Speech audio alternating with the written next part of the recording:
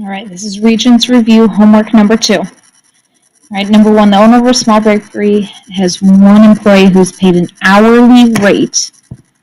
It might be important. An hourly rate of $15. The owner estimates her weekly profit using the function p of x equals 7,250 minus 15x. In this function, x represents the number of what?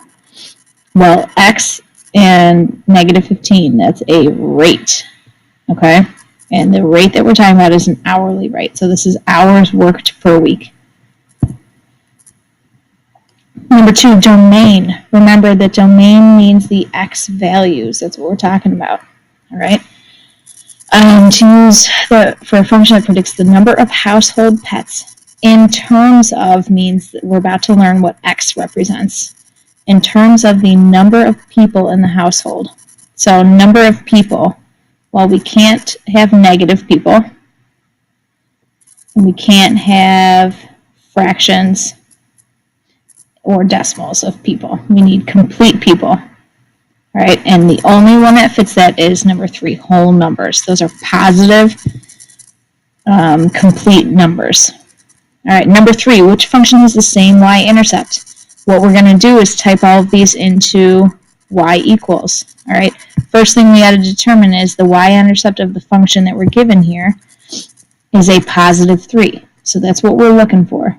All right, well, we're looking in the table.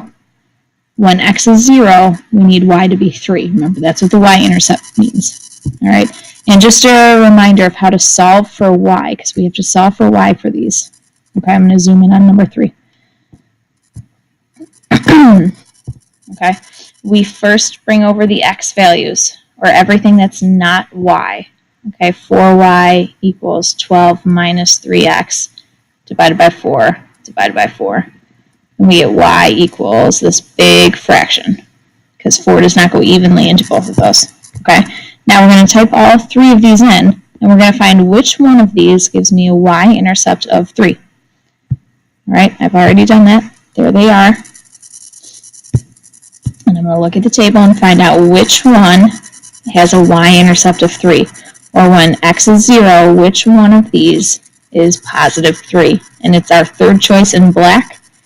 And our third choice in black was negative 3x plus 12 divided by 4, which is the one that we solved for over here. Okay, so this one is the correct answer. Oops. Number 4, how does the graph of the function 1/2 x plus 4 squared minus 3 compare to x squared? All right, well, we're comparing graphs. That means that we've got some transformations happening. Remember, if it's happening on the outside, it's vertical. On the inside, it's horizontal. Okay, so this is a vertical, and we're shrinking it down to half of its size. So it's a vertical shrink, which makes something fat. All right, and minus 3 on the outside means that we are going down 3 units. All right, the other thing that we got to talk about is this plus 4 on the inside. It does the opposite of what we think and actually goes to the left 4. All right, and we're going to find the answer choice that matches that, and it is choice number 3. All right, number 5.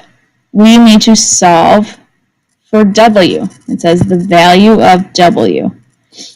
Okay, so I've started that here. Okay, we are going to, oops, what am I doing here? We are going to solve for w. Okay, we're solving for this one. And we are going to divide by all of these things. Okay, first thing we're going to do is divide by LH. So those get canceled out. Remember, what we do to one side, we have to do the other. So we have V over LH equals 1/3 W.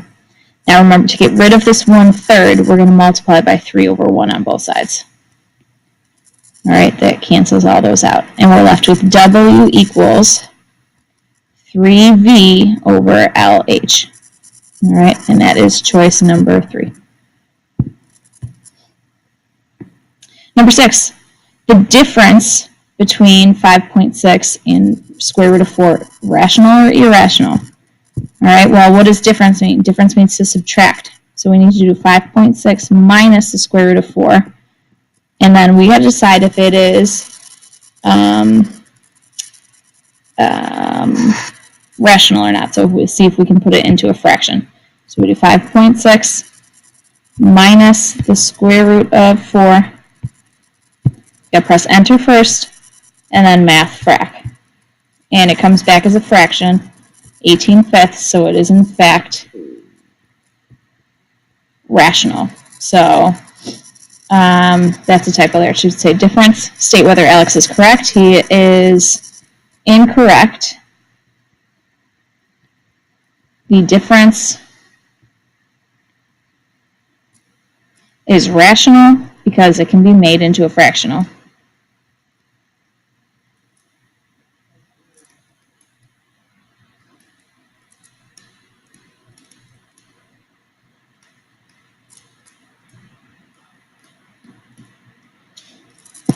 All right, moving on. Which ordered pair would make it no longer a function? Okay, no longer a function means that we cannot have any repeating x values. All right, no longer a function. So when we take a look at this list, -2 would repeat. So the ordered pair -2, -5 would have x equals -2 repeat. So it would no longer be a function.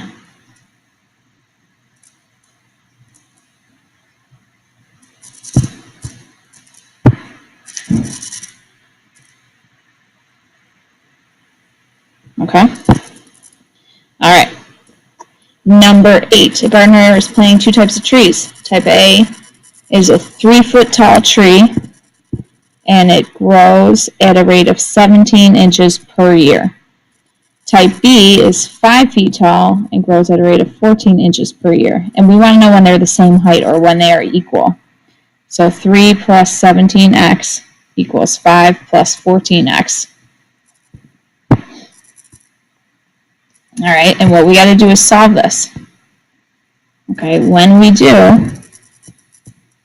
all right, I'm going to do this kind of quick. I'm going to subtract 14x on both sides.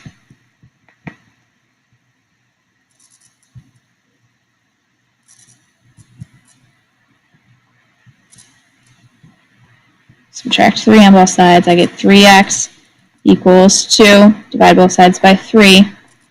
X equals 2/3, and then years. That's what we're talking about. They are equal after 2/3 of a year. All right.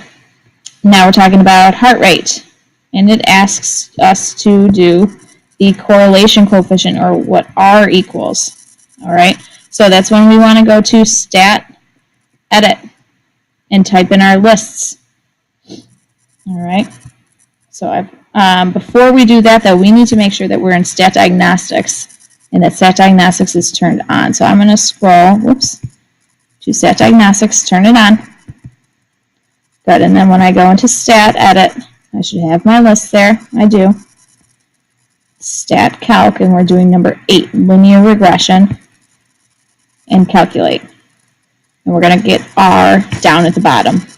R equals -0.999. All right. That's a typo here too, because if we were to round it to the nearest hundredth, we would get -1.00. And explain what the correlation coefficient suggests in the context of this problem. So we have to say that there is a blank correlation between blank and blank. And there is a strong negative correlation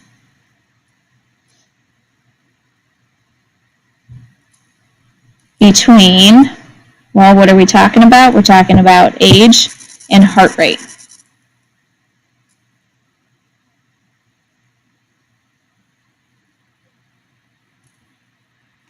All right, and that's our review homework number 2. Make sure you do this, or if you watched the video, pause it and redo some problems so that you can make sure you're good for the quiz on Friday.